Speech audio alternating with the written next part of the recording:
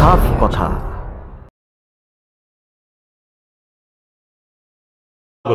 এই মুহূর্তে আপনাদের সাথে রয়েছে আমি রাধা মাধব।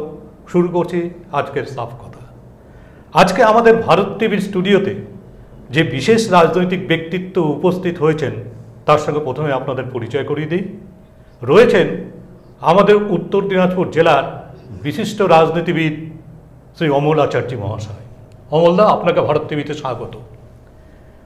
রাজনীতি শুরু হয়েছিল ছাত্র জীবন থেকে, তারপরে পঞ্চায়েতে প্রবেশ, এরপর বিধানসভার অলিন্দে, তারপর আমাদের রাজ্য প্রশাসনের বলা যায় যে রাজ্যের যে শাসক দল, সেই শাসক দলের উত্তর দিনাজপুর জেলার সভাপতি পদ তিনি সামলেছেন অত্যন্ত দক্ষতার সাথে।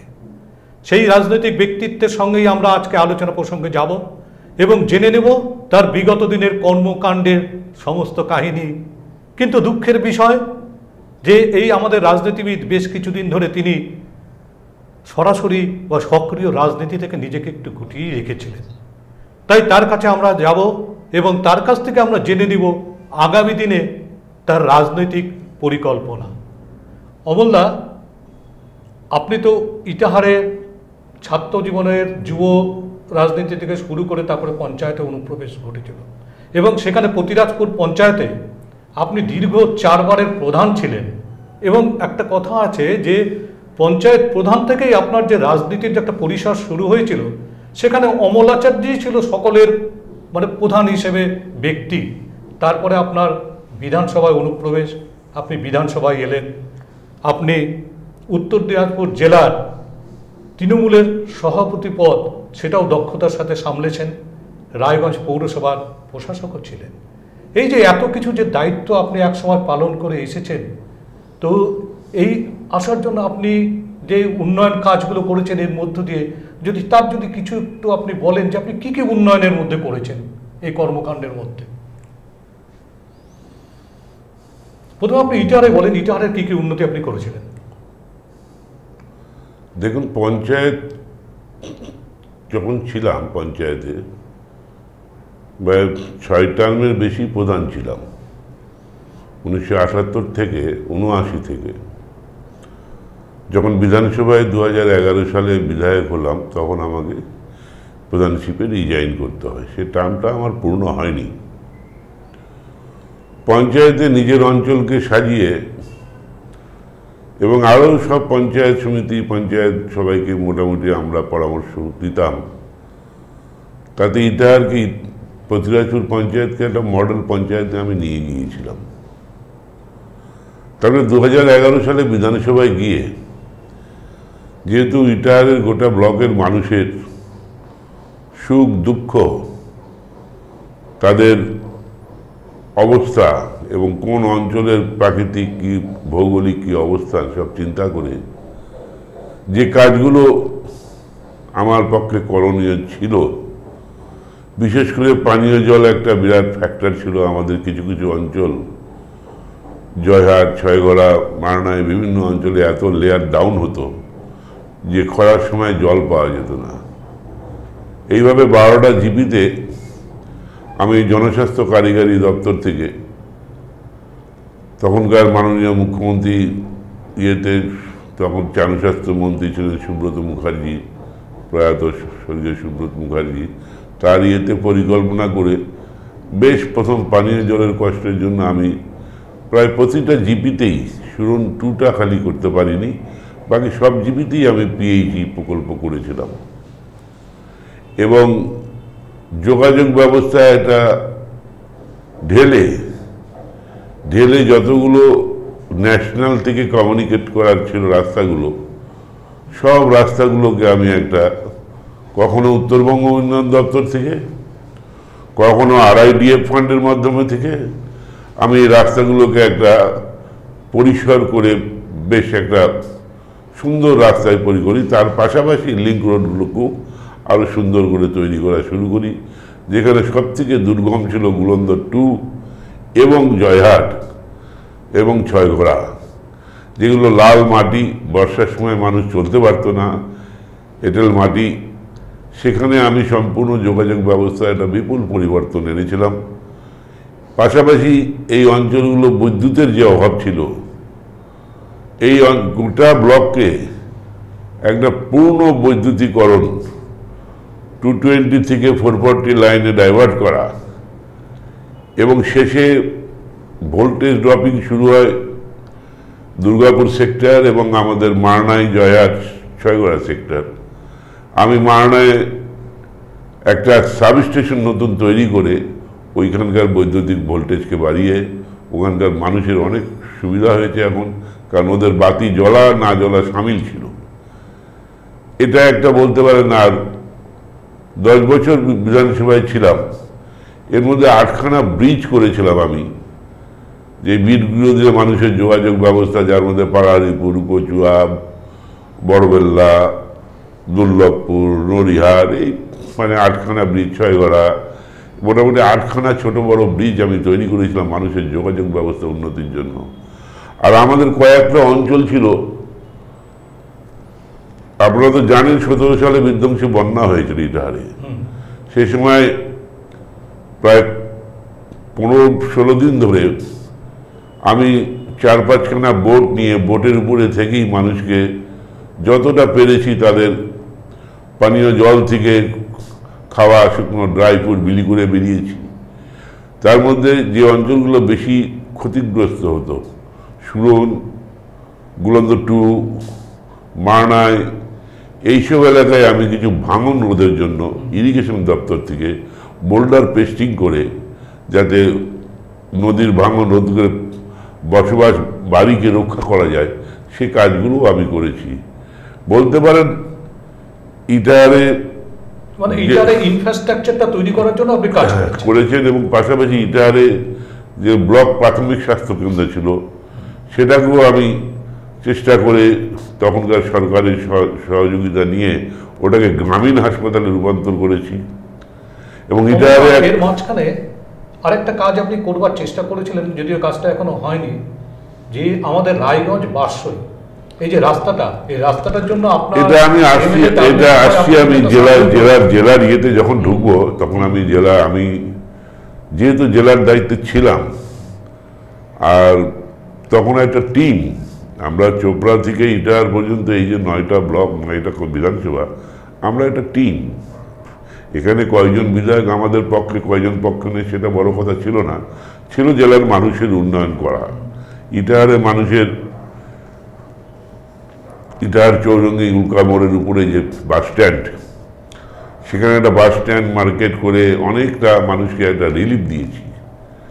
এবং ন্যাশনাল হাইওয়ে ডেভেলপমেন্ট হয়ে যাওয়ার পর থেকে আমাদের যে চূড়ামন দেওয়াবন্দ যে রোডটা, সেই রোডটাকেও আমরা ডেভেলপ করে ইটাহারে ডিভাইডার দিয়ে যানজটের অনেকটা নিয়ে এসে কিছু, বর্ষার সময় লোকে চলতে পারতো না, 1 হাঁটুর উপর জল হয়ে যেত। পাশাপাশি যদি জেলার দিকে দেখেন, যেহেতু জেলার দায়িত্বে ছিলাম, উত্তর দিনাজপুর জেলায় আমার প্রথম যে লক্ষ্যটা ছিল, যে খুব ছিল, যে উত্তর দিনাজপুর জেলায় আমাদের রায়গঞ্জ কলেজ, এই রায়গঞ্জ কলেজ, এখানে প্রায় 30-40 জন মানুষ কাজ করতেন, যারা সেই সময় বাম আমলে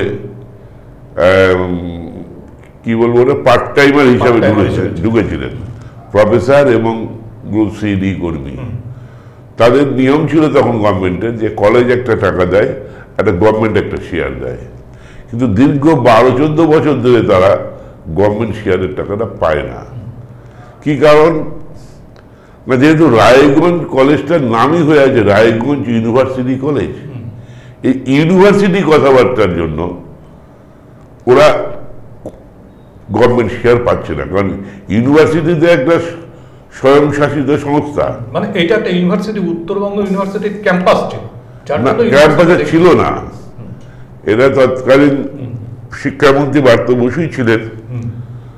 আমি ওনাকে বুঝাতে সমর্থ হয়েছিলাম যে এই মানুষগুলো সামান্য পয়সায় কাজ করছে না, এদের পরিবার কি করে চলবে, এদের কষ্টটা বুঝেন, গভর্নমেন্ট শেয়ার এতদিন ধরে এরা পাচ্ছে না। তখন উনি ফাইল নিয়ে কথা বলে দেখেছেন যে রায়গঞ্জ ইউনিভার্সিটি কলেজ লেখার জন্য এখান থেকে ফাইল প্রসেস হচ্ছে না।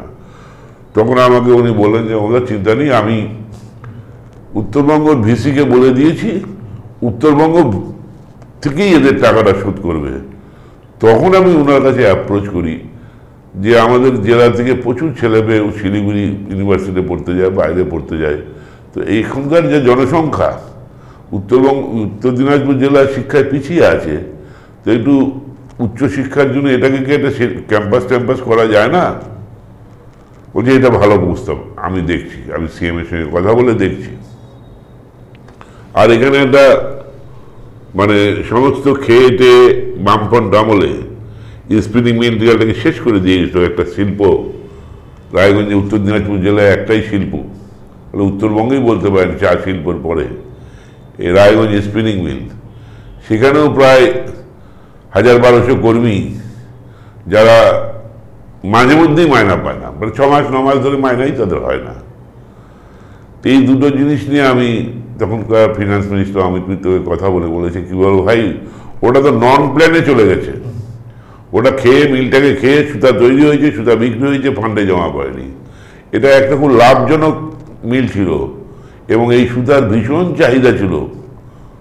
রায়গঞ্জ স্পিনিং মিলের সীতা কল্যাণী স্পিনিং মিলের থেকেও বেশি ডিমান্ড ছিল বিশেষ করে নদীয়ার তাঁত চাষিদের কাছে।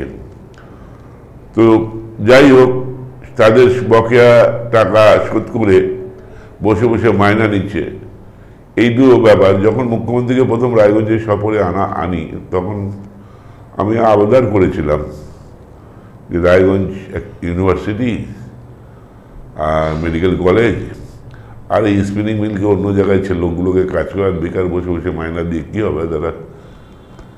উনি নতুন কোনো পরিকল্পনা স্পিনিং মিলকে নিয়ে না, স্পিনিং মিলকে নতুন পরিকল্পনা করেন, কিন্তু এদেরকে বসিয়ে তো মায়না দেওয়া হচ্ছে। এদেরকে যদি বিভিন্ন দপ্তরেই কাজ করানো হয়, মায়না দিতেই হচ্ছে, তাহলেও গভর্নমেন্ট পাবে। তো আমি মানে খুবই আনন্দিত হয়েছিলাম যে উনি রায়গঞ্জ ইউনিভার্সিটি ঘোষণা করেছিলেন, বলেছিলেন আমি 2 বছর পর চালু করব। রায়গঞ্জ মেডিকেল কলেজ ঘোষণা করলেন এবং স্পিনিং মিলের কর্মচারীরা অন্য জায়গায় দিলেন। এটা জেলার যেহেতু দায়িত্বে ছিলাম, এটা আমার দায়িত্বের মধ্যে পড়ে। আমি বরাবরই রায়গঞ্জের ব্যবসায়ী মহল যারা খুব আমাকে বলতো যে আমরা যদি বার্ষিক যোগাযোগটা পেয়ে যেতাম তাহলে আমাদের দূরপাল্লার ট্রেন বার্ষিক থেকে পেয়ে যেতাম। রায়গঞ্জে যেহেতু ট্রেনগুলো আসে না, সেই জন্য আমি এটা প্রপোজাল দিয়েছিলাম। প্রপোজালটা চোপড়ার অ্যাডমিনিস্ট্রেটিভ মিটিংয়ে অ্যাকসেপ্ট করেছিলেন সিএম, যে ওই রায়গঞ্জ বার্ষই রোডটা ডেভেলপ করে একটা ব্রিজ, বাহিনী ব্রিজ। তো এটা নিয়ে তখন ওই মেসেজ পেয়ে আমাদের জেলার ডিএম ছিলেন আয়েশা রানী এবং কাঠিয়ারের ডিএম দুজনে স্পট ভিজিট করে, আমি তো আয়েশা রানীর সঙ্গে কথা বললাম যে ভিজিট করে কি বুঝলেন, বলে কাঠিয়ার ডিএম তো ভীষণ আগ্রহী, উনি তো বলেন যে আমি এখনই নো অবজেকশন সই করে দিচ্ছি, এখানেই করে দিচ্ছি। তো যাই হোক, এখনও পরিকল্পনাটা অনেক দূর এগোলো, পিডব্লিউডিকে টেক আপ করার কথা শুনলাম, প্ল্যানিং হচ্ছে, ইয়ে হচ্ছে, কিন্তু এই রাস্তাটার তো শিলান্যাসও হয়ে গেছে অমলদা 2 বার, কিন্তু কাজটা হলো না। মানে ধরে না থাকলে হয় না। যেমন একটা প্রকল্প আরো আপনাদের এই উন্নয়ন আলোচনায় আমাকে বলতে বাধ্য হচ্ছি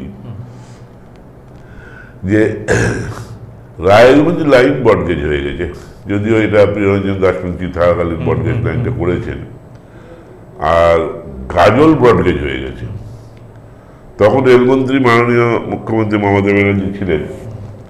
আমি বলেছিলাম যে খুব সহজেই যদি রায়গঞ্জ গাজলকে জুড়ে দেওয়া যায় ভায়া ইটাহার, তাহলে আমরা খুব সহজে এই বিহার হয়ে এই ট্রেন বার্ষিক বিহার হয়ে ঘুরে ঘুরে যাচ্ছে, টাইমটাও বাঁচত, সব দিক দিয়ে সুবিধা হতো। প্রস্তাব তো অ্যাপ্রুভ হয়েছিল, অ্যাপ্রুভ হয়েছিল এবং 2 জেলার ডিমেন্টকে ল্যান্ড অ্যাকুইজিশন করার জন্য ফান্ড বরাদ্দ হলো। তখন আমাদের এখানকার ডিএম ছিলেন নগেন ভুটিয়া, আর মালদার ডিএম কে ছিলেন আমার নাম মনে, 2 জেলাকে টাকা দিল। মালদা গাজল থেকে চেকপোস্ট পর্যন্ত মালদার ডিএম ল্যান্ড অ্যাকুইজিশন করে দিল, যেহেতু খুব বাড়িঘরের ডিস্টার্বেন্স ছিল না, এবং ওদের টাকা পয়সা দিয়ে ওইটা মালদা ইয়েকে ডিআরএমকে হ্যান্ডওভার করে দিল। মালদার ডিআরএম আপনারা দেখবেন ওই রেল লাইনে কিছু মাটির কাজ করেছে, কিছু কালভার্ট করেছে, ফিস প্লেটগুলো পড়ে আছে।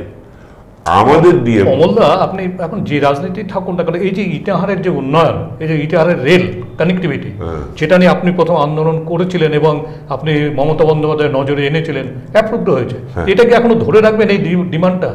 বর্তমান যারা এমপি বা সাংসদ আছে তাদের কাছেও আমি মানে সামাজিকভাবে আবেদন করেছি, যেটাতে অনেক টাকা গভর্নমেন্ট ইনভেস্ট হয়ে আছে, তো বাকিটুকু একটু দেখেন না, যেটা হয়ে যায়। এবং খুব ভালো প্রকল্প ছিল, তাতে আমাদের গোটা জেলায় উপকৃত হতো। মানে একটা মানে যখন কাঠিয়ার থেকে ইঞ্জিনিয়ার আসে এই প্রকল্পটা তদারকি করতে, তো তখন আমি দেখছি যে আমাদের চাবটে আমাদের গ্রামের বাড়ি, যেখানে তার ন্যাশনালের ধারে, তার পাশ দিয়ে যে রাস্তাটার পাশ দিয়ে গোটা মাঠটা ওরা অ্যাকোয়ার করছে, দিয়ে নকশা এনেছে। তা আমি ওদের বললাম, আমাদের উত্তর দিনাজপুরের জেলার ডিএম চেকপোস্ট থেকে মির্জাডিগি পর্যন্ত ল্যান্ড নিয়েছে, এদিকে এসে বাড়িঘর পড়েছে, তো এদের আবার একটা নো অবজেকশন নিয়ে করতে হয়, ওখানে আটকে গেছে। ওই আটকানোর কথা নয়, কথা হচ্ছে প্রধানের মাধ্যমে লোকগুলোকে ডাকতে হবে, আইডেন্টিফাই করে। এখন কিছুদিন আগে এটা হয়েছে, যেমন ইটাহার পঞ্চায়েত, মারানাই পঞ্চায়েত, আর দুর্লভপুর পঞ্চায়েত, আর বীরগই পঞ্চায়েত, দুর্গাপুর আর বীরগই, এটা এদের যে বাড়ি, যেটুকু বাড়ি পড়বে, এরা নাকি করে নবজেশন বাড়ির সবাই মত দিয়েছে যে আমরা ন্যায্য ভ্যালুয়েশন পাই, আমরা দিয়ে দেবো। উনি কিছুটা, আমাদের উত্তর দিনাজপুর জেলার ডিএম কিছুটা ওইদিকে ল্যান্ড অ্যাকোয়ার করেছে, তাদের টাকাও দিয়ে দিয়েছে। এই বস্তিটার মধ্যে ইটাহারের পর থেকে আর এদিকে পারেনি, যেহেতু বাড়িঘরের প্রবলেমটা রয়েছে। অমলদা, আমরা একটু রাজনীতিতে যাচ্ছি একটু, যে আপনি তো একসময় বহুদিন ধরে কংগ্রেসের ঘরানায় রাজনীতি করে এসেছেন এবং আমাদের জেলার রাজনৈতিক নেতৃত্ব বিশেষ প্রিয়রঞ্জন দাসমুন্সী, তার সহচর্যে আপনি ছিলেন একসময়, প্রিয়দার সাথেই রাজনীতি করেছেন। প্রিয়দার কাছ থেকে কি কি মানে শিক্ষণীয় বিষয় ছিল, আপনি কি কি শিখেছেন এই রাজনীতি করতে এসে? দেখেন, ছাত্র জীবনে প্রিয়দা লিডার ছিল, পশ্চিমবঙ্গ গোটা অল ইন্ডিয়া যুব প্রেসিডেন্ট ছিলেন, এবং আমাদের ডক্টর জয়নাল আবেদিন সাহেব আমাদের এলাকার এমএলএ ছিলেন। তো তাদের কাছ থেকে, আবেদিন সাহেবের কাছ থেকে এবং প্রিয়দার কাছ থেকে রাজনীতির মানে আমার হাতে খড়ি। ছাত্র যুব রাজনীতি করছি, তখন আমরা মানুষেরকে পাশে দাঁড়ানো, মানুষকে সংঘবদ্ধ করা এবং সংগঠনকে মজবুত করা, যেহেতু তখন আমাদের বাম জামানার উপরে আমরা কাজ করছি, সেই আমলে কিভাবে মানুষকে সংঘবদ্ধ করতে হয়, মানুষের বিপদ আপদে পাশে দাঁড়ানোর যে ইয়েগুলো, এগুলো কিন্তু প্রিয়দার কাছ থেকে আমরা শিখেছি। এবং কীভাবে করলে মানুষের উন্নয়ন হয়, মানুষ হাসপাতালে চিকিৎসায় বঞ্চিত হচ্ছে, তাদের পাশে দাঁড়ানো, ছেলেদের দিয়ে ভলেন্টিয়ারি ওয়ার্ক, মানে একটা সমাজের সেবামূলক কাজগুলোকে তাদের মাধ্যমে আমরা বেশিরভাগ শিখেছি তাদের কাছ থেকে, মানে প্রিয়দার কাছ থেকে, যেটা রাজনীতিতে সব থেকে আগে দরকার, সামাজিক বিষয়গুলো। তো সেইগুলো প্রিয়দার কাছ থেকে শেখা। আজকে প্রিয়দা নেই, কষ্ট হয় না? আমার ব্যক্তি জীবনের কষ্ট তো আছেই। প্রিয়দাকে হারানো মানে আমাদের উত্তর দিনাজপুর, উত্তরবঙ্গ, বাংলার ক্ষতি হয়ে গেছে, প্রিয়দা, আমি বলতাম যে প্রিয়দা যখন রূপা ছিল, সোনা হলো, সোনা থেকে প্রিয়দা যখন ডায়মন্ড হচ্ছে, তখন প্রিয়দা অসুস্থ হয়ে গেলেন। ডায়মন্ড হীরা হচ্ছে, যার এক পাশে রাষ্ট্রপতি, এক পাশে প্রাইম মিনিস্টার। রাষ্ট্রপতি ইলেকশন এজেন্ট, প্রতিভা বাতিলের, এবং বিপুল ভোটে তাকে জিতিয়েছিলেন, কংগ্রেস লবির ভোট ছাড়াও। এরও ব্যক্তিত্ব প্রিয়দা। যখন খুব, আমি একটা তুলনা করি আর কি, যে রূপা থেকে সোনা, সোনা থেকে হীরা, প্রিয়দা যখন হীরা হলো, তখন আমাদের কপাল খারাপ। না, আর একটা জিনিস আমরা দেখেছি যে প্রিয়রঞ্জন দাসমুন্সী যখন জেলায় আসতেন, মানুষ কিন্তু সরাসরি তার সঙ্গে কথা বলতে পারতেন, এবং তিনি তার মানুষের অসুবিধাগুলো আমরা নিজের সামনে থেকে দেখেছি তাকে, যে তিনি তার সরাসরি তার কাছে জানতে চাইতেন কি অসুবিধা এবং সমাধান করার চেষ্টা করতেন। এবং এই জিনিসগুলো প্রিয়দার কাছ থেকে আপনারা অবশ্যই অবশ্যই বললাম তো যে মানুষ যখন বাড়িতে আসে তার দুটো কথা শোনা, কোনটা পারছি কোনটা পারছি না সেটা বড় কথা না, তার সঙ্গে কথা বলা, তাকে যাতে সম্মান দেওয়া, সে ছোট বড় যেই হোক, এটা তাদের কাছে শেখা। আচ্ছা অমল দা, প্রিয়দার সঙ্গে রাজনীতি করতে গিয়ে আপনার কি কোনো অভিজ্ঞতা আছে যে জায়গাটা আপনার খুব ভালো লেগেছে, কোনো একটা যে দিন যেদিন আপনার সঙ্গে প্রিয়দার খুব সহযোগিতা ছিল এবং আলোচনা ছিল, এমন একটা যদি দিনের কথা বলেন? দেখুন, আমরা তো পঞ্চায়েত দীর্ঘদিন করার পর বিধানসভায় দাঁড়ালাম। প্রিয়দা আমাকে প্রথম কংগ্রেস থেকে বিধানসভায় দাঁড়াবার সুযোগ করে দিয়েছিল। যদিও শহীদপুর, গোকর্ণ ও শিরশির তখনই আমাদের বিধানসভার মধ্যে ছিল, তো প্রিয়দা যে আমাকে ন্যাশনাল কংগ্রেসের টিকিট দিয়েছিল এনে, প্রণববাবু তখন স্টেট প্রেসিডেন্ট, ওইটা আমার সব থেকে স্মরণীয়। যে আমাদের মধ্যে একটা সাধারণ ছেলেকে জাতীয় কংগ্রেসের শিবকুমারবাবু রেগেস্টে জাতীয় কংগ্রেসে প্রার্থী করেছে। আমি 726 ভোটে হেরেছিলাম, তবে আমার ইন্টার ব্লকে আমি হারিনি। কিন্তু অমলদা, আপনি কংগ্রেস থেকে দাঁড়িয়ে আপনি শ্রীকরবাবুর কাছে হেরেছিলেন, কিন্তু পাশাপাশি আমরা দেখেছি যে আপনার তখন ইটাহারের যে তলোয়ার কংগ্রেস রাজনীতিতে ছিল জয়নাল আবেদিন, সেই জয়নাল আবেদিন বরাবর আপনার বিরুদ্ধে দাঁড়িয়ে গেছে। হ্যাঁ, মানুষ ইটাহারের মানুষ, ইটাহারের ভোটার খুব সচেতন এবং ধর্মনিরপেক্ষ এবং এর ঊর্ধ্বে সদ্ভাব, সম্প্রীতি এবং এইসব আমি দেখেছি ইটাহারের মানুষকে। কারণ জয়নাল আবেদিনের মানুষ আমাদের, মানে কি বলবো, আমাদের নমস্য ব্যক্তি। সে, তার রাজনৈতিক ক্যালিবার, তার করিশ্মা অনেক বিরাট, কিন্তু তিনি যখন কংগ্রেসে আসলেনই না, কিছুতেই কংগ্রেসে এলেন না, যার জন্যই আমাদের কাউকে খুঁজছে প্রিয়দার টিকিট দিবে ওখানে কংগ্রেসে। তিনি কখনো চশমা, কখনো নৌকা, এনসিপি ফেনসিপি নিয়ে দাঁড়াইছেন, কিন্তু ইটাহারের মানুষ কিন্তু পছন্দ করেনি। এবং সেই সময় আপনার এগেনস্টে যদি উনি না দাঁড়াতেন, তাহলে তো আপনি অনেক আগেই জিতে যেতেন। এটা হয়তো 1000-5 ভোট আরো বাড়ত। উনিও দাঁড়িয়েছিল একবার, শিবকুমার ফাইট করেছে একবার, তার পরের বারও দাঁড়িয়েছিল, দুজনে 4-5 হাজার করে ভোট পেয়েছিল। অমলদা, প্রিয়রঞ্জন দাসমুন্সী নিয়ে আমরা একটু আলোচনা করি। যে প্রিয়রঞ্জন দাসমুন্সী যখন আসতেন, আমাদের সাংবাদিকদের সঙ্গে আলোচনা করতেন, কথা বলতেন, আমরা বলতাম যে প্রিয়দা, ওই জেলাতে মেডিকেল কলেজ হচ্ছে, ওই জেলাতে ইউনিভার্সিটি হচ্ছে, এইভাবে আমরা বলতাম, আমাদের জেলাতে এখনো কিছু হলো না। প্রিয়দা একটা কথাই বলতেন যে আমি এমন একটা জিনিস করব, নামটা এখন বলবো না, যে জিনিসটা করলে আমাদের এই রায়গঞ্জের উন্নয়ন, অন্যান্য স্টেট তারা দাবি করবে রায়গঞ্জের উন্নয়নের কথা, রেল কানেক্টিভিটি, এয়ারপোর্ট সব কিছু তৈরি হবে তাকে কেন্দ্র করে। পরবর্তীতে দেখলাম এইমস, কিন্তু সেই এইমস যখন, এই প্রিয়দার স্বপ্নের এইমস যখন রায়গঞ্জে রূপায়ণ হলো না, তখন সেই সময় আপনার কেমন লেগেছিল? খুবই বেদনা, খুব দুঃখ, খুব বেদনা। কারণ প্রিয়দা যে ব্যক্তিত্ব, মানে সেন্ট্রাল ক্যাবিনেট এটাকে পাস করে, মানে এইমস এর মতো একটা জিনিসকে পাস করে নিয়ে আসা, এবং এটা হলে গোটা উত্তরবঙ্গের চেহারা চেঞ্জ হয়ে যেত, ল্যান্ডও হয়ে গিয়েছিল। এবং আজকে বলা ঠিক হবে কিনা জানি না। এবং এটা কল্যাণীতে এইমস হয়েছে, তার বলবে যে রায়গঞ্জে এইমস হবে না, এমন কোনো কথা নেই। এইমস ভারতবর্ষে একটাই, এইমসের ধাঁচে, এইমসের ধাঁচে হাসপাতাল। এটা উত্তরবঙ্গের জন্য রায়গঞ্জেও হতে পারত যদি আজকে প্রিয়দা বেঁচে থাকে। কল্যাণী হয়েছে বলে আমাদের এখানে হবে না, এটা কোনো ব্যাপার ছিল না। বা প্রিয়দা যদি বেঁচে থাকতো, এই এইমস কল্যাণীতে যেত না, এটা বলা যায়। আমি যদি বলি কল্যাণীতে নুরুল হাসান আগে শিলান্যাস করেছে জমি আসবে, ওখানে হলেও যে এখানে হবে না, কারণ এটা উত্তরবঙ্গ, আসাম, এই যে আমাদের এই পরিসরটা বিরাট, তো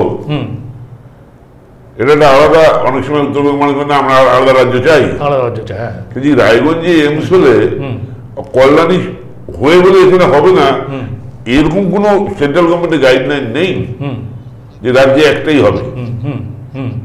প্রিয়দা এটা করতে পারত না। যখন এইমসটা শিফটিং হয়ে গেল, সেই সময় তো আপনি এটাকে আমি শিফটিং ধরি। আপনি উত্তর দিনাজপুর জেলা তৃণমূলের সভাপতি, তা আপনি সেই সময় তো বিরোধিতা করেননি কেন? করেছি। কিভাবে করেছিলেন? ধরুন, যখন মুখ্যমন্ত্রী প্রথম এসে প্রথম উত্তর দিনাজপুর জেলায় আসে, তখন রায়গঞ্জে ইটাহারে প্রথম সভা করে এবং লোকারণ্য। হ্যাঁ, সেখানে কিন্তু আমাদের সাংবাদিকরা প্রশ্ন করেছিল, আপনারাই প্রশ্ন করেছিলেন, দিদি এইমস নিয়ে কিছু বলেন। মুখ্যমন্ত্রী কিন্তু প্রকাশ্য বলে, আমি এইমস নিয়ে কিছু প্রকাশ্য সভায় বলে দেবো। প্রকাশ্য সভায় কিন্তু উনি বলেছিলেন যে রায়গঞ্জে এইমস হলে আমার কোনো আপত্তি নেই, আমি আনন্দিত হব, কিন্তু আমার সরকার কোনো চাষি কৃষকের মাথায় ডান্ডা মেরে জমি নেবে না। স্বেচ্ছায় যদি জমি তারা দিতে রাজি থাকে, এই কাগজ ডিএম এর মাধ্যমে আমার কাছে পাঠানো হোক, তাহলে লিখিত কাগজগুলো ডিএম এর মাধ্যমে আমার কাছে পাঠানো হোক, আমি রায়গঞ্জে এইমস করার ব্যবস্থার জন্য মত দিব এবং আমি খুশি হব। আমি আর ডিএম সাহেব। কিন্তু পানিশালায় যে জমিটা দেখা হয়েছিল, সে তো জমিদাতারা তো জমি দিতে ইচ্ছুক ছিল সেখানে।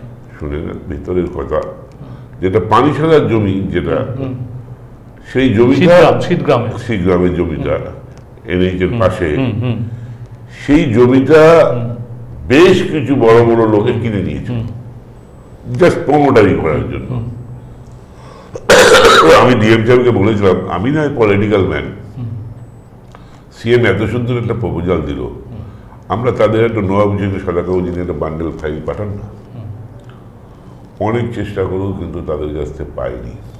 ডিএম আমাকে বলেছিল, তবে যে আমি বললাম ডিএম সাহেব বলে, ডিএম সাহেব বিকল্প বললো যে আমি যে 300-350 বিঘা জমি একটা আছে আপনার ইটখোলা, যেখানে মেডিকেল কলেজের হোস্টেল আজকে হচ্ছে, ওই জায়গাটা কিন্তু আমি আর ডিএম বিএলআর নিয়ে করে আমরা একটা পাঠাইছিলাম, যেটা কিনতে হবে না, সরকার এরিয়া আছে, এরকম একটা প্রপোজাল দিয়েছিলাম। কিন্তু ওখানে অতটা জায়গা ছিল, হয়ে যেত, কিছুটা কিনতে হতো। 350 বিঘা জমি ছিল। আমার আরেকটা কথা বলি আপনাদের, হয়তো আজকে আমাকে যেহেতু প্রিয়দা বলেছিল এটা বলিস না, প্রিয়দা তখন মিনিস্টার, আমি আজকে সেই প্রিয়দার যে এখানে এইমস করার যে ব্যাপারটা যেভাবে ছিল, এইমসটা যে পর্যায়ে গেছিল, তখন গেছে পরিবেশ দপ্তরের কাছে। পরিবেশ দপ্তরে ছাড়পত্র হলেই প্রিয়দা তখন জীবিত। পরিবেশ দপ্তর কিন্তু প্রিয়দার বাড়িতে গিয়ে অফিসাররা গিয়ে প্রিয়দাকে কনফিডেন্সিয়ালি বসে বলছে, স্যার আমরা ওখানে নো অবজেকশন দিতে পারছি না। ভাই বলছে, স্যার পাশে আপনার গ্যাস বোটলিং প্ল্যান্ট আছে, এটা আপনারা কেউ জানেন না,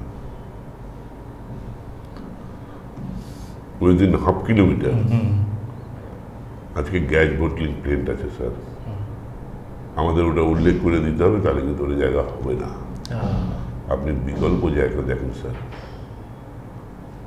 বিশ্বাস করবেন না, শীতের মধ্যে প্রিয়দা মালদা চাঁচলে গিয়ে প্রোগ্রাম করে আমরা তখন 10:30 বাড়ি যাচ্ছি, প্রিয়দা ফোন করলো, তোরা কোথায় আছিস?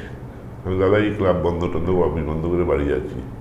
নাজবুল বিনয় সবাই আছে, তাহলে এই মোটর সাইকেলে উঠে এইরকম ভাবে আছে, এই সবাইকে থাকতে বল, আমি আসছি। আর মৌসুমীকে বলবো, শুনে আমার স্ত্রী কথা বলছে, খুব ঠান্ডা, একটা ভালো করে একটু কফি ফ্লাক্সে নিয়ে আয়, 5-7টা কফি, আমি আসছি। আজকে আমার সেটা মনে পড়ছে, প্রিয়দা সবার সঙ্গে গল্প করে কফি খেয়ে আমাকে বাইরে, তো মানে পাশের মধ্যে একটা বকুল ফুলের গাছ ছিল, আমার অমনি তো গেলাম, বলে একটা কথা বলছি, কাউকে বলিস না, যতক্ষণ আমি না করতে পারি। কি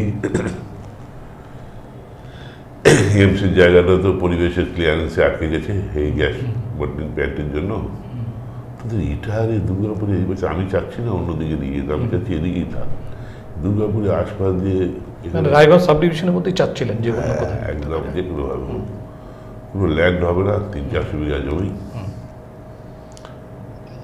দাদা হবে না তো কোনোভাবে, যেমন তো অনেক ফাঁকা জমি পড়ে আছে, নিতে হবে, এই যে টাকা লাগে নেওয়া যাবে।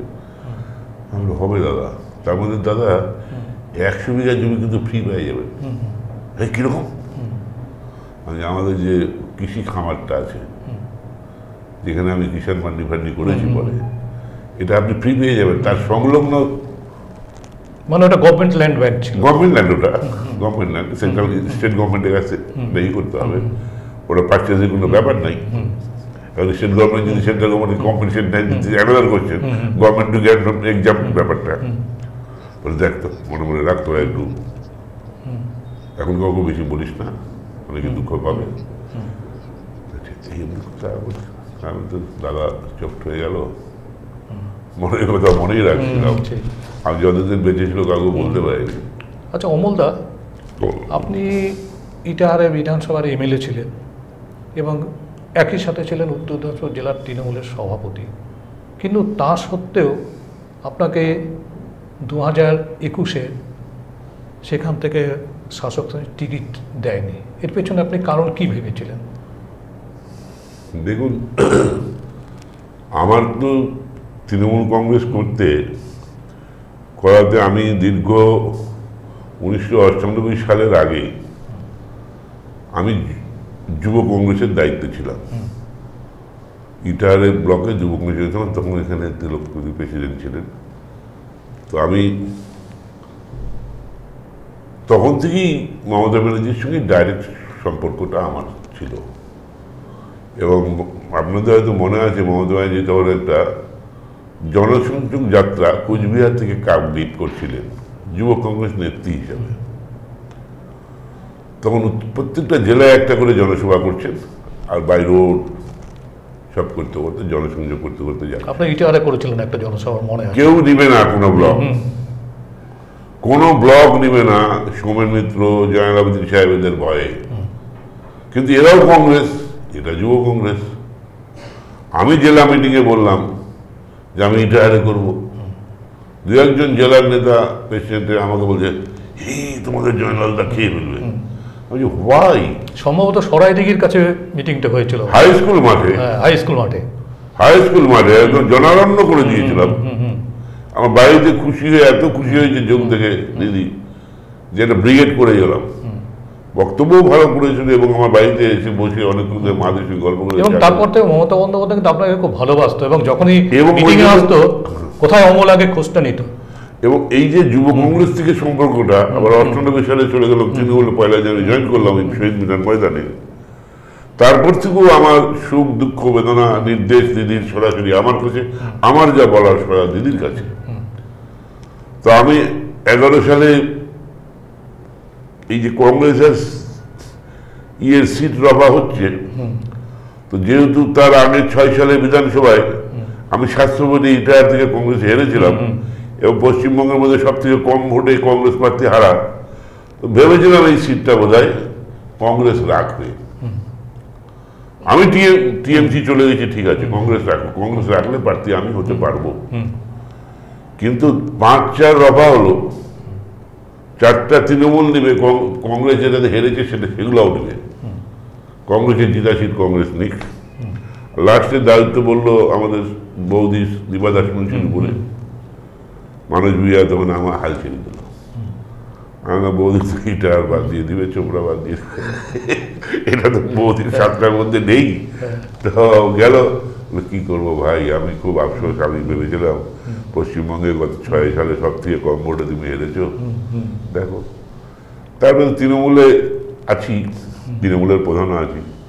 পরে দিদিকে যাই বলি, তখন তো পার্থদার সুপারিশে রূপপুর বক্স, আর কার সুপারিশে শায়েস্তা আবেদন, সব ক্যাপশন চলছে।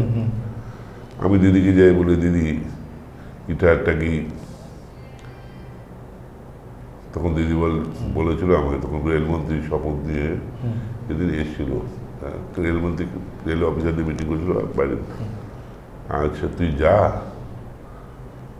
আমি একটু মনে দুঃখ, দিদি রাগ ছিল, বলতে অস্বীকার করবো না, যেহেতু লোকসভায় বিপ্লবদা আর প্রিয়দা, বিপ্লবদা টিএমসি প্রার্থী, প্রিয়দা, আমি একটু প্রিয়দাকে সাপোর্ট করেছিলাম, প্রিয়দা এই জেলায় আছে, রাজনীতি ধরুক। আমি আলাদা টিএমসি থাকলেও নাজমুল্লাহ কংগ্রেসের ব্ল্যাক প্রেসিডেন্ট ছিল, একটু দুঃখ রাগ ছিল আমার উপরে দিদি মনে মনে, আমার একটু বদমাইশি করছে। যাই হোক, তো বলে যা তুই, আমি সুযোগ থাকলে দেখে দিচ্ছি। আমি দিদির বাড়ি সেরে জাস্ট মোড়ের উপরে এসে চায়ের দোকানে একটা চা খাচ্ছি, তখন আমার ফোন, এতক্ষণ ফোন, আমি ড্রাইভার সুব্রত হাতে ফোনটা ছিল, মিনাদার ড্রাইভার, ফোনটা মানে গরম হয়ে ফোনটা বন্ধ হয়ে গেল। ওই তখনই ওই চ্যানেলে দিয়ে দিয়েছে অমলাচার্য। তো 11 সালে হল, আমি জানপ্রাণ দিয়ে কাজ করে গেছি, ইটাহার সংগঠন সাজিয়েছি, জেলার হাত দিল। আবার 16 সালে আমাকে বলতে হয়নি দিদি আমাকে টিকিট দাও, দিদি নিজেই দিয়েছে। কিন্তু 21-এ কি অপরাধ করলাম, আমি কোন দুষ্টচক্রে জড়িত, কি আমি এটা দিদিকে জিজ্ঞেস করেছিলাম 5 তারিখের পর, 5 তারিখে ঘোষণা করে 6 তারিখ। সেটা কি আপনার ইটাহার বিধানসভার মধ্যে এই ষড়যন্ত্রের শিকার হয়েছিলেন আপনি? 100%। এবং সেটা দিদি নিজে আমাকে বলেছিলেন শিলিগুড়ি সিন্ডেলা হোটেলে 7 তারিখে। আমি দিদি আমি কি অপরাধ করলাম, বিনা অভিযোগ দোষীতে শাস্তি পেলাম। মানে সেটা কি যাদেরকে আপনি তৈরি করেছিলেন রাজনীতিতে, তার মধ্যে কলকাতার মাথা আছে, আর্থিক ব্যাপার আছে। আচ্ছা, তিনি নিজে আমাকে বলল তোর বিরুদ্ধে একটা চক্রান্ত হয়ে গেল রে।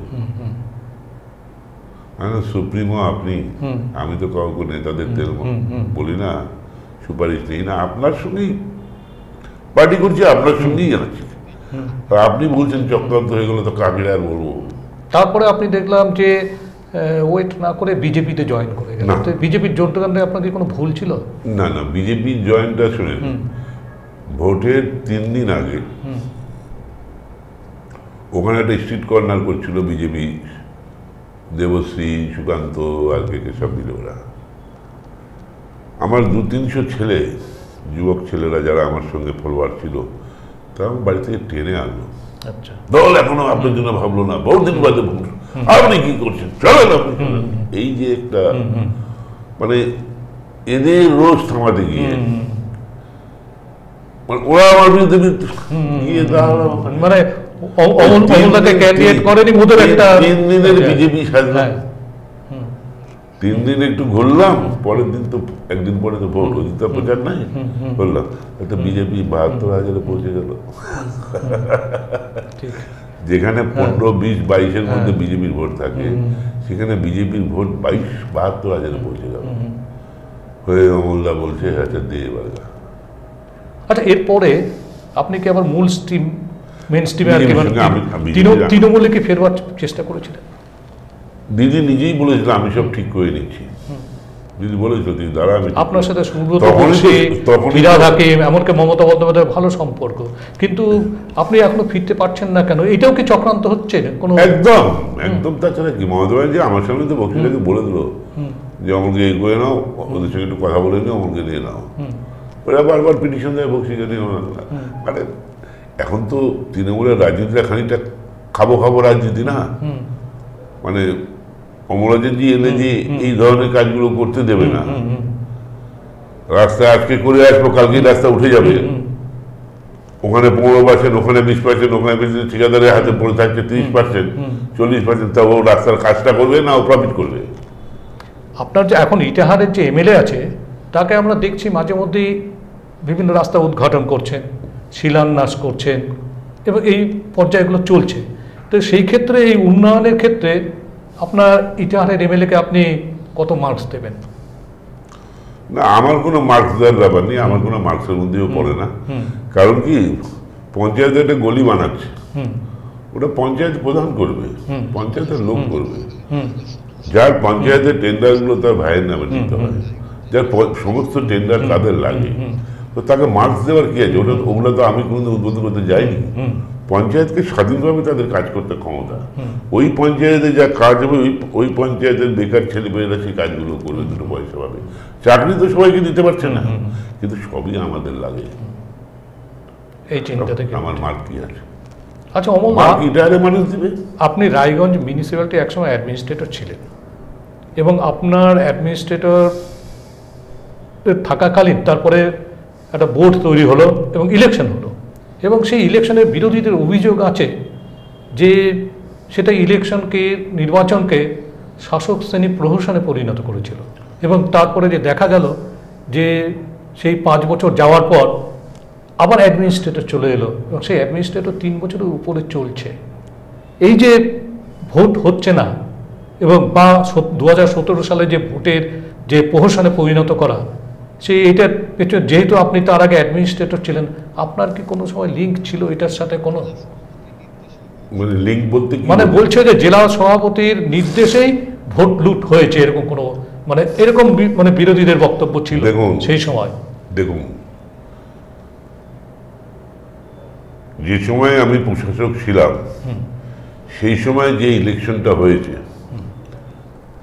সেই ইলেকশনে ডিআইবি রিপোর্ট ছিল 17 থেকে 18টা সিট আমরা নর্মালি পাবো। নর্মালি, আমাদের কোনো প্রেশারাইজ কিছু করতে হবে না। আমি আমার অবজারভার তখন শুভেন্দু অধিকারী ছিলেন, আমি বলেছিলাম আমাকে ভোটের আগে 2-3 দিন আগে ফোন করেছে কিরকম আশা করছেন। আমি যে দাদা 17 থেকে 18 তো ধরে হাতে রেখে দেন, এখন 2-1টা বাড়াবার একটু চেষ্টা করছি। বলছে আপনারা যেমন রাইট, ডিআইবি রিপোর্টও তাই আছে। শুধু দুঃখের বিষয় 3-4টা জায়গার জন্য গোটা ইলেকশনটা প্রহসন হয়ে গেল। সব ওয়ার্ডে এসব হয়নি। নাম্বার 1, সূর্য উঠার আগেই কলেজ পাড়া বম্বিং টম্বিং করতে শুরু হলো। যাদেরকে আমি বলেছিলাম টিকিট দেবো না, আমার অজয়রা বলছে না সিএমএ নির্দেশ আছে, পুরানো লোক একটা ছেড়ে যাবেন একটা। আমি তার পুরানো জায়গায় দাঁড়াই, যেখানে ছিল বাড়ি সেখানে দাঁড়াই, ওখানে যাবে কেন? ওরা বলে আদি বাড়ি। আমি যে না, শুরু হলো। एसपी भोरवाला फोन করে বলছে साहब यहाँ की सुबह उठ के क्यों भगवान का नाम नहीं लेता है, सुबह उठ की बॉम्बिंग करता है। अभी कहा साहब क्या हुआ? ऐसा हुआ। তারপরে আমি খবর বললাম কারা কারা বম্বিং চালাচ্ছে, কারা হায়ার করে নিয়েছে, তাদের ফোনে দাদার নাম হয়ে গেল। আমরা একদম ছাড়বেন না। দেন মহিলা যেখানে দাঁড়িয়েছিল দেবীনগরে, ওখানে 1-1.5টার মধ্যে ভোট ঠিকই হয়েছে, ভোট ভালোই পড়ছে। হয়তো 1-8 ভোটে হেরে মহিলার এগেন্স্ট পার্টি হেরে যেত, মহিলা জিততো। মহিলা জিতলেও কোনো ক্ষতি ছিল না, মিউনিসিপ্যালিটি ভালো হতো। বিরোধী থাক, আমি আপ্রাণ চেয়েছিলাম স্ট্রং বিরোধীও থাক, তাহলে ভালোভাবে চলবে। আমি মহিলাকে হারাতে চাইনি। এই কয়েকজন যায় ওই সময় বম্বিং করে কিছু ছাপ্পা মেরে দিল। ওরা একটা ক্যালকুলেশন করে দেখছিল 1-1.5 ভোটে ওরা হেরে যাচ্ছে। এটা হলো একটা। আর একটা উকিল পাড়া, কি নামটাও আগে তো একসময় পপুলার কাউন্সিলর ছিল এইটা, আর একটা তো ভোলাবাবু সকালবেলায় একেবারে সব নিজেই মারি দিয়েছে। সবাই আসছে বলে এই 4টা জায়গার জন্য। এবং 2টো ওয়ার্ডে সন্ত্রাসী, সেই 2টো ওয়ার্ডে কিন্তু কংগ্রেস জিতেছিল। কোন 2টা ওয়ার্ডে বলে? একটা 4 নম্বর ওয়ার্ড, যেখানে এই রায়গঞ্জ মিউনিসিপ্যালিটি 4 নম্বর ওয়ার্ডে, সেখানে কংগ্রেস ক্যান্ডিডেট জিতেছিল। শোনেন, সন্ত্রাস যদি আপনি বলেন, সন্ত্রাস এইগুলো ওয়ার্ডে হয়নি। প্রিয়তোষ মুখার্জি, নয়ন আর কলেজ পাড়ার আরেকটা ওয়ার্ড, 2টো ওয়ার্ডে জিতেছিল হতে পারে। তারপরে রতনের 2টো ওয়ার্ড, তারপরে বরুণের স্ত্রী, এখানে কি কাউন্সিলরটা। আচ্ছা অমল দা, এই যে 17 সালে এই যে পৌর বোর্ড নিয়ে যে একটা ব্যাপক মানে যেটা বলে যে দুর্নীতি এটা ঠিক বলা যাবে না, এটা বলা যাবে যে একটা ভোট লুট যে অভিযোগ বিরোধীদের, এই অভিযোগের পরে 2019 সালে এমপি ইলেকশন। এই 2019-এর এমপি ইলেকশনে আমরা দেখলাম যে রায়গঞ্জের প্রত্যেকটি ওয়ার্ডে তৃণমূল ক্যান্ডিডেট হেরে গেছেন বিজেপির কাছে। এটা কি সেই ভোট লুটের প্রভাব আপনি বলবেন? কারণ 17 পরে 19-এ ইলেকশন হলো, থাকতে পারে। কারণ আমরা তো দেখছি, আমরা দেখছি রায়গঞ্জে বিজেপির কোনো সংগঠন নেই, ওয়ার্ডগুলোতে সেরকম সংগঠন নেই যেমন তৃণমূলের আছে। সেখানে কি করে তৃণমূলের প্রত্যেকটা ওয়ার্ডে তৃণমূলের পরাজয় হলো? রায়গঞ্জ শহরটা কিছুদিন ধরে বিজেপি মুখী হয়ে আছে। এখানে শিক্ষিত সম্প্রদায়ের বাস তো, এখানে যারা তৃণমূলের নেতৃত্ব দিচ্ছে ওই যে তাদের গ্রহণযোগ্যতা এদের কাছে মানে একটু মানে সন্ত্রাস, টাকা লুটা, এই যে ব্যাপারগুলো, এদেরকে তো আপনি রাজনীতিতে নিয়ে এসেছিলেন, যারা এখন তখন তো সেটা পারতো না, যার জন্য অমলাচার্যকে ঢুকতে দিও না, মানে অমলাচার্যকে সরাতে হবে, না হলে আমি এটা করতে পারছি না, এই চিন্তা আমরা করছি।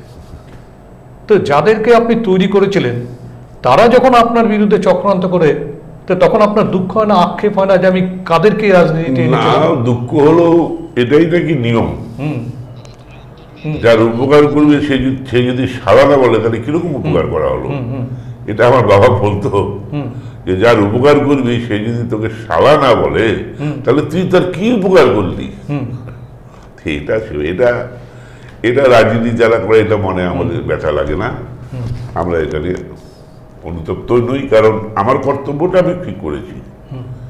কিন্তু তারা যদি এখন এই পথে অবলম্বন করে, এখন আমি বলতে দ্বিধা নাই, পশ্চিমবঙ্গ সন্ত্রাস আর লুট ছাড়া কি চলছে। কংগ্রেসের পর তৃণমূলের পরে একদম সক্রিয় রাজনীতি থেকে সরে থাকা, কিন্তু তার মাঝখানেও আমরা দেখছি যে অমলাচার্যকে ভোলেনি উল্কা ক্লাব, এবং সেই উল্কা ক্লাবে যে বিভিন্ন রকম সোশ্যাল অ্যাক্টিভিটিস সেটা কিন্তু দিন দিন আরও বেড়েছে। আমরা দেখেছি এই কিছুদিন আগেও আপনি একটি আদিবাসী সম্প্রদায়কে নিয়ে একটা সমাবেশ করেছিলেন তাদের উন্নয়নের জন্য। এই অনুপ্রেরণাগুলো কিভাবে পাচ্ছেন আপনি? এটা আমাদের মানে একটা বিজয় সম্মেলনেও বড় করেছেন। হ্যাঁ, এটা হেরিডিটি বলতে পারেন। আর বিজয় সম্মেলনী যেহেতু আমাদের তো মূলত দুটো সম্প্রদায়, মুসলিম আর হিন্দু, তো আমরা মুসলিমদের নিয়ে ইফতার পার্টি করেছি, হিন্দুদের নিয়ে মুসলিম হিন্দু সব না, ইফতার পার্টিতে প্রচুর হিন্দু এসছে। বললাম না, এটা একটা আলাদা জায়গা, এটা ধর্ম নিরপেক্ষতার পীঠস্থান, মানে একে অপরের ধর্মে উৎসবে আমরা শেয়ার করি, ভাগাভাগি করি, ঠিক আছে। এটা বিভিন্ন সামাজিক অনুষ্ঠান সেখানে দেখছি অমলাচার্য চলে যাচ্ছেন, মানে এটা কি জনসংযোগ আরো বৃদ্ধি করার চেষ্টা? মানুষের ডিমান্ড, দাদা আসতে হবে, দাদা আসতে হবে। এখন যতদিন আছি, যতটা পারি, কিছুই তো চাচ্ছে না, আমার তো দিবার মতো কিছু নেই, আমার তো দিবার মতো কিছু নেই এখন, না কোনো ক্ষমতা আছে, না অর্থ ভান্ডার আছে, না আমি টাকা পয়সা লুটেছি, কিন্তু তবু অমলাচার্যকে বলছেন ওই যাচ্ছি আমি দেখছি যে না, ওরা যখন ভালোবাসে ডাকছে, এইটুকু রক্ষা। এবং সোশ্যাল মিডিয়ায় একটা আমরা দেখছি পোস্ট যে ইটাহারে অমলাচার্য ফ্যান বলে একটা পোস্ট হচ্ছে, এবং সবাই চাচ্ছে অমলাচার্যকে। এটা সোশ্যাল মিডিয়ার ছেলেমেয়েরা করছে, ওটা ওদের মতো করছে, আমি ওটাতে ইন্টারফেয়ার করি না। এবং অ্যাকচুয়ালি কথা কি, বর্তমান পলিটিক্সে এসে এই যে আপনাদের সঙ্গে বসতে হয়েছে, আমি কিন্তু সোশ্যাল মিডিয়া থেকে মানুষের মিডিয়াটা বেশি পছন্দ করতাম, মানুষের মধ্যে থেকেই জিনিস হবে। কিন্তু এখন দেখছি যুগের পলিটিক্সটা আলাদা, এখানে সবাই বলছে আপনি সোশ্যাল মিডিয়া না করলে পিছিয়ে থাকবেন, মহা মুশকিল কথা। আচ্ছা, অমল দাস, সম্প্রতি যে এসআইআর শুরু হয়েছে আমাদের পশ্চিমবঙ্গে আরো অন্যান্য 12টি রাজ্যের সাথে, এই এসআইআর নিয়ে কালকে আমাকে ফোন দিয়ে গেছে, এসআইআর নিয়ে আপনার বক্তব্য কি? এটা কি মানে বিভিন্ন রকম গুজব রটছে বিভিন্নভাবে, তাতে কি মানুষের কোনো অসুবিধা হচ্ছে? শুনেন, গুজব রটিয়ে ফয়দা তোলার চেষ্টা হচ্ছে। আচ্ছা, কিন্তু এসআইআরটা আমি তো বিভিন্ন, মানে এই ফয়দাটা কারা তুলছে? মানে এই ফয়দাটা তোলার চেষ্টা করছে বর্তমান রুলিং পার্টি। কারণ পশ্চিমবঙ্গে তো খালি এসআইআর হচ্ছে না, গোটা ভারতবর্ষে বিভিন্ন রাজ্য, 12টি রাজ্যে চলছে। তাহলে সেখানে তো কোথাও ব্যাপার নেই, বিহারে এসআইআর হওয়ার পর ভোট হয়ে গেল। এটা মানে এসআইআরটা যে আরো আগে দরকার ছিল, এবং প্রতি মানে 5 বছর 10 বছর পর একটা ভেরিফাই হওয়া দরকার। কারণ আমরা তো 50টা মানুষ মরে গেছে, ভোটার লিস্টে নাম থেকে গেছে, এবারও মরা মানুষ এসে ভোট দিয়ে চলে যাচ্ছে। মরা কি করে এসে ভোট দেয়, দিয়ে যাচ্ছে। ফলস নাম ঢুকে আছে, এখানেও আছে ওখানেও আছে। আমার মেয়েটা বিয়ে হয়ে চলে গেল শ্বশুরবাড়িতে, সেখানে তার নামটা ওখানেও আছে এখানেও আছে। এসআর একটা, আবার কোনো কোনো কালকে অনেক চ্যানেল টিভিতে দেখছি ওই কলকাতার ওদিকে কোন কোন কলোনি ফাঁকাই, হ্যাঁ, নিউ টাউনে কতগুলো বস্তি থেকে লোকজন তালা চাবি মেরে বাড়ির ছেড়ে চলে যাচ্ছেন, কিন্তু এটা কেন হচ্ছে?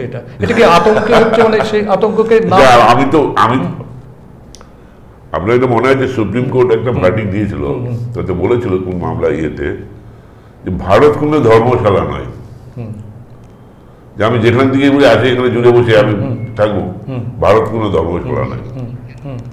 নির্বাচন কমিশন যে সমস্ত নিয়ম কানুন করে এসআইআর করছে, একটা আশা করি একটা স্বচ্ছ ভোটার লিস্ট তৈরি হবে যারা ভারতবর্ষের নাগরিক, সে হিন্দু হোক, মুসলিম হোক, শিখ হোক, খ্রিস্টান হোক, আদিবাসী হোক, যে কোনো সম্প্রদায় হোক, সবার জন্যই তো অপশন আছে। কিন্তু এই রোহিঙ্গা, বাংলাদেশি যারা মুসলিম যারা এখানে এসে যেতে, এটা কিন্তু একটা ঝাড়াই বোঝাই হচ্ছে, এবং এইটার বেনিফিট যারা, সেটাই কি আতঙ্ক রুলিং পার্টির? হ্যাঁ, এইটাই আতঙ্ক। তাছাড়া কি, কেন কোন বিয়ে ধরে মারছে?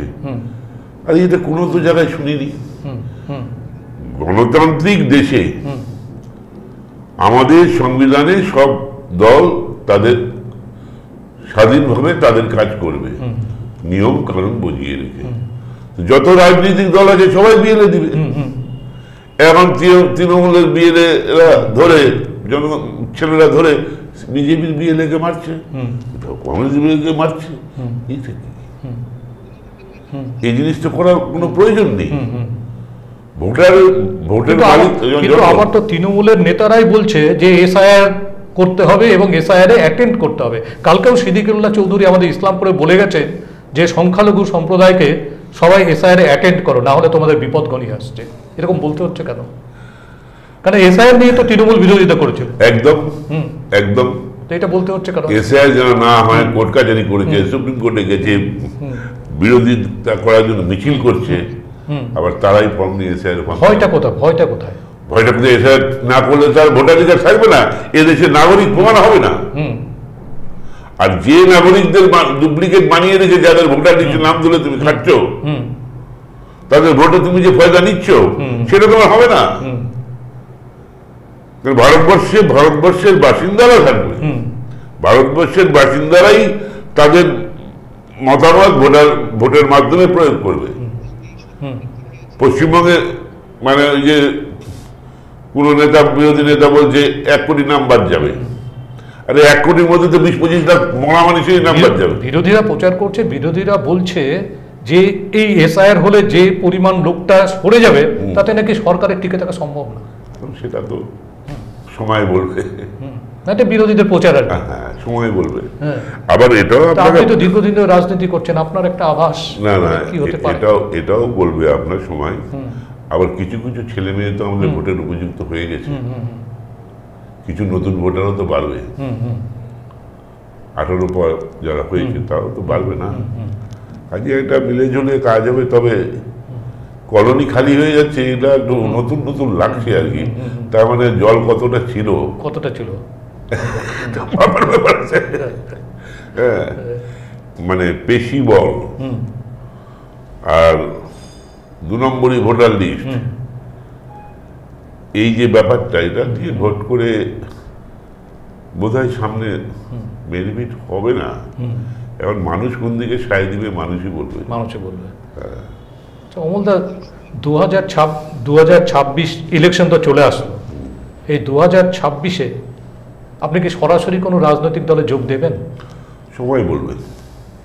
সময় তো আর নেই, 6 মাস, আর 6 মাস তো বাকি। জানতে পারবেন যদি।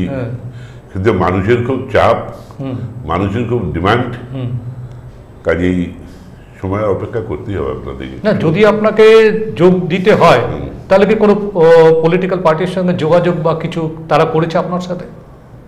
ডিমান্ড তো অনেকেই করছে, কিন্তু আমি এখনো ডিসিশনটা দেইনি। আমি জনগণের একটা প্রশ্ন ভেসে উঠছে যে আপনার পুরনো বন্ধু মোহিত সেনগুপ্তের সঙ্গে আবার আপনার সখ্যতা রাজনীতিতে বন্ধু গড়ে উঠতে পারে? দাদা দাদা কাম বন্ধু আর কি, দাদা একসঙ্গে রাজনীতি করেছেন সেই হিসাবে বলা হলো। যে তার সঙ্গে একটু আপনার যোগাযোগ একটু বাড়ছে। না, মহিতদার সঙ্গে তো সম্পর্ক আমার ছিলই। আচ্ছা, ব্যক্তিগত সম্পর্ক সেটা ছিল। হ্যাঁ, মহিতদার সঙ্গে সম্পর্ক ছিল, এবং মানে সামাজিক সম্পর্ক, সম্পর্ক মহিতদার সঙ্গে আমার দাদাদের বন্ধু বান্ধব টাইপের এরা সব ছিলই। পলিটিক্সে আলাদা ছিল। আমি তো তৃণমূল করার সময় মহিতদাকে বলছিলাম বিধানসভায়, দাদা সবাই কিন্তু টেনে নিলাম, আপনি চলে আসেন না। মহিতদা বলছে আমি গেলে তোদের পদগুলো থাকবে না। আপনি নিয়ে নেন এটা, আপনি চলে আসেন তৃণমূলে জয়েন করেন, দিদি গায়ে যাই, আপনি তৃণমূলে জেলা প্রেসিডেন্ট হয়ে যাবেন। না, আমি এই বয়সে আর কংগ্রেস ছাড়বো না। আপনি এবং মোহিত সেনগুপ্ত দুজনেই উত্তর দিনাজপুর জেলার একটা সিনিয়র রাজনীতিবিদ, এবং বলতে গেলে একদম পোক্ত রাজনীতিবিদ যাদেরকে বলে সেটাই। এই রাজনীতিতে যদি আপনারা দুজন এক হন, তাহলে রাজনীতির একটা চরম শিখরে কি পৌঁছে যাবেন এই জেলায় আপনার রাজনীতিতে? যে পার্টিতে একটা তো পরিবেশ পাল্টে যাবেই। বর্তমান অবস্থান থেকে একটু, এখন কংগ্রেসের মহিলা তো কংগ্রেস ছেড়ে আসবে না, সেখানে ওইদিকে ভিক্টর কংগ্রেসে জয়েন করেছে, এবং তারপর যদি অমল আচার্য অ্যাড হয়, একটা তো বাতাস আলাদা বইবে। তো সেটা কি কোনো প্রস্তাব আপনার কাছে এসছে এরকম কিছু? না, বললাম না, চাচ্ছে, অনেকে চাচ্ছে, নেতৃত্বরা চাচ্ছে। আমার তরফ থেকে সিগন্যালটা ক্লিয়ার হয়নি, বিজেপি থেকে কোনো রকম দাবি অমল আচার্যকে আবার? না, বিজেপি আমি যাব না, বিজেপি আমি করবো না, এটা আমি আগেই বলে দিয়েছি। আমি ওই ছেলেগুলোর চাপে ওই 3 দিনের বিজেপি সেরেছিলাম, বিজেপি কোনো মেম্বারও না, বিজেপিতে আমি যাব না। এটা আমার বাপ গোষ্ঠী বিজেপি করেনি। আমরা জাতীয়তাবাদী আদর্শে বিশ্বাসী এবং স্বাধীনতা সংগ্রামী পরিবার। হ্যাঁ, আমরা কংগ্রেস করতে করতে তৃণমূলে এসেছি, দিদি যেভাবে এসছে আমরাও সেভাবে এসেছি। বিজেপি আমি যাব না, এটা আমি করে দিয়েছি আগে, সিগনাল বলে দিয়েছি, ভাই বিজেপি আমাকে মাফ করবো, ওরা টিকিট দিয়েছিলাম যে নো। আর ইটাহারের মাটিটা বিজেপির মাটি নয়, এটা ধর্মনিরপেক্ষতার মাটি, কারণ আমার মুসলিম ভাইরা বিজেপি পছন্দ করে না। হ্যাঁ, অন্য জায়গার ব্যাপারে আলাদা হতে পারে। হ্যাঁ, এরা মানে বিজেপি অ্যান্টি। আমি যদি ধরে নিই যে আপনি কংগ্রেসের ক্যান্ডিডেট, ধরে নিচ্ছি, আমি কিন্তু বলছি না আপনি হবেন, আপনি ইটাহারের কংগ্রেস ক্যান্ডিডেট, এবং সেই ক্ষেত্রে আপনার বিরোধী হিসেবে থাকবে মোশাররফ হোসেন, তো সেই ক্ষেত্রে রাজনীতিটা কেমন হবে? যে কেউ হতে পারে বিরোধী ক্যান্ডিডেট, ও তো ব্যাপার নাই। আমি ক্যান্ডিডেট হলে আমার অ্যাঙ্গেলে আমি লড়বো মানুষের। সেটা কি গুরু আর শিষ্যের লড়াই? না, এদেরকে শিষ্য বলারও অযোগ্য, এরা শিষ্য বলার অযোগ্য, কারণ এরা তো এসছে বেনিফিট নিতে। এরা তৃণমূল পার্টিকে চুষে এখন বেনিফিট দিচ্ছে, তৃণমূলটাকে শেষ করে দিচ্ছে এরা। আমরা যে মুশাররফকে তো আপনি তৈরি করেছেন, তো একে আপনি শিষ্য বলছেন না কেন? হ্যাঁ, শিষ্য বলছেন না আজকে? না, শিষ্য বলছি না, কারণ শিষ্য সবাই সঙ্গে থাকতে পারে, শিষ্য কথাটা খুব মারাত্মক। শিষ্য কথাটা খুব মারাত্মক, শিষ্যর যোগ্য নয় এরা তো। এবং গৌতম পাল, সেও আপনার কাছে রাজনীতি শিখেছে। ওহো, বলছি তো, এরা শিষ্য কি করে বলবো এদেরকে? শিষ্যর তো একটা ধর্ম থাকে না এদের তো, না এদের তো নিজে খাবো, লুটো, যাকে আনলে লুটা যাবে না তাকে দূরে রাখো, এই তো। তাহলে কি শিক্ষা পেল আপনার কাছ থেকে, যে আপনি তো তাদেরকে তৈরি করেছিলেন? শুনেন, মানুষের নজর আর সঙ্গ আমার কাছে থাকলে সেই সঙ্গেই থাকতো। এখন টপলু বচন যে সঙ্গ, কামাও দাও নিজেও খাও, ওরা কি করবে? দিচ্ছে। এই মুহূর্তে ইটাহারের কি কি উন্নয়ন প্রয়োজন আছে বলে আপনি মনে করছেন? আপনার যে অ্যাসেম্বলি সেগমেন্টটা ছিল সেখানে কি কি উন্নয়ন মেন দরকার এখন? দরকার, ইটাহারে আরো 2-একটা বড় ব্রিজের দরকার আছে, যোগাযোগগুলোর দরকার আছে, আর সমস্ত রাস্তাঘাটের অবস্থা ভীষণ খারাপ। ওই প্রপারের উপরে একটু চকচক দেখা যাচ্ছে, বাইরে রাস্তাঘাটের ভীষণ খারাপ।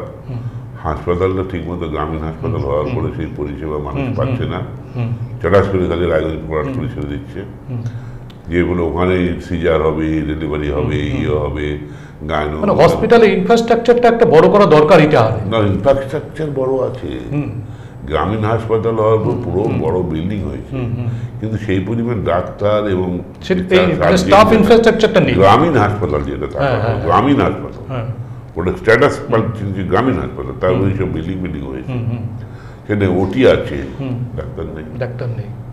মানে এই যে একটা মানুষের প্রথম যেটা আমাদের দরকার সেটা নেই। আর মানে পলিটেকনিক কলেজ করেছিলাম, হ্যাঁ, জানি না কি অবস্থায় চলছে এখন।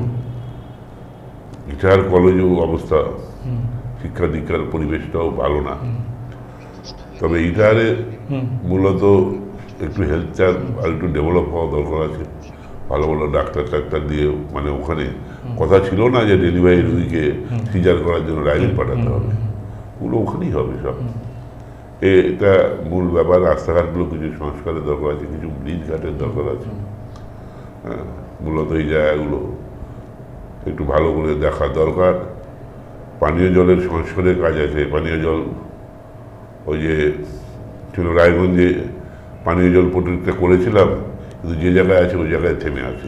আপনি যেখানে ছেড়ে গেছেন সেই পর্যন্তই আছে, এটা হচ্ছে না কেন ডেভেলপমেন্ট? কিন্তু জল জীবন মিশন যে টাকা কেন্দ্রীয় সরকারের, তাতে হর ঘর পানি, সে গ্রাম কি শহর কি হচ্ছে না, কি জন্য হচ্ছে না, কোথায় হচ্ছে না, ঠিকাদার বিল পায় না, মামলা হচ্ছে, ঠিকাদার হামলা করছে, আগের কাজে বিল না হলে পরের কাজ করবো না। আমি তখন আটকে গেলাম, আমি শেষ করে দিতাম। আমি তখন আটকে গেলাম যে এত কোটি টাকার প্রজেক্ট করছি, কিন্তু এই প্রত্যেকটা বাড়িতে কানেকশন দিতে হলে ওদের কাছে 300-400 টাকা করে নিতে হবে। আমি এটা একটু আমার কেমন লাগলো বিবেকে। রায়গঞ্জ মিউনিসিপ্যালিটিতে 3 বছরের অধিক কাল ধরে প্রশাসন চলছে এবং সাম্প্রতিককালে দেখা যাচ্ছে 1 মাসের মধ্যে 3 বার প্রশাসক মণ্ডলী পরিবর্তন। এটাকে উন্নয়ন ব্যাহত হচ্ছে না?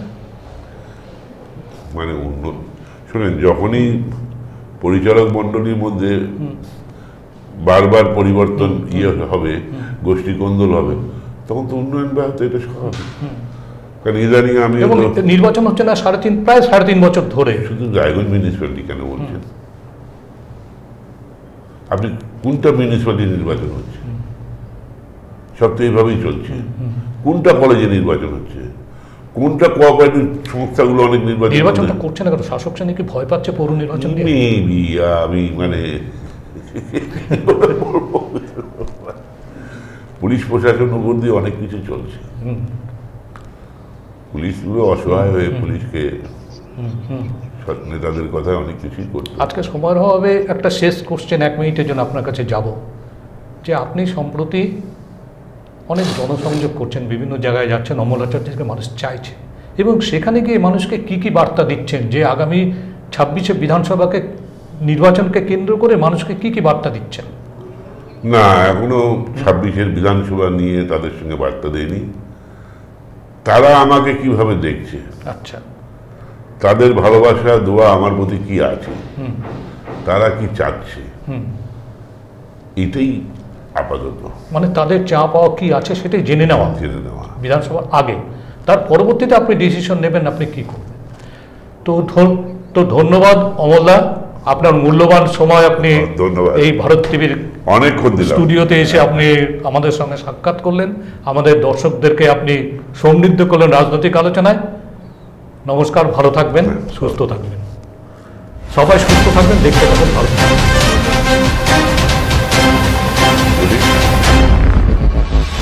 সাফ কথা। রেডিমেড পোশাকের মন করা কালেকশন নিয়ে এবার হাজির রায়গঞ্জের বসন্ত স্টোর্স। একই ছাদের নিচে পেয়ে যাবেন লেহেঙ্গা, চুড়িদার, শাড়ি, ব্লেজার সহ ছোট বড় সবার মনের মতো পোশাক। তাই আর দেরি নয়, আজই আসুন বসন্ত স্টোর্সে। আমাদের ঠিকানা বিধাননগর মোড়, NS রোড, রায়গঞ্জ, উত্তর দিনাজপুর।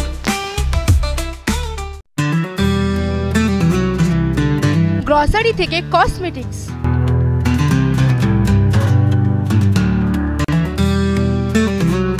আপনার যে কোনো প্রয়োজনীয় জিনিস পেয়ে যাবেন একই ছাদের তলায়। আমাদের ঠিকানা LIC মোড়, রায়গঞ্জ, উত্তর দিনাজপুর।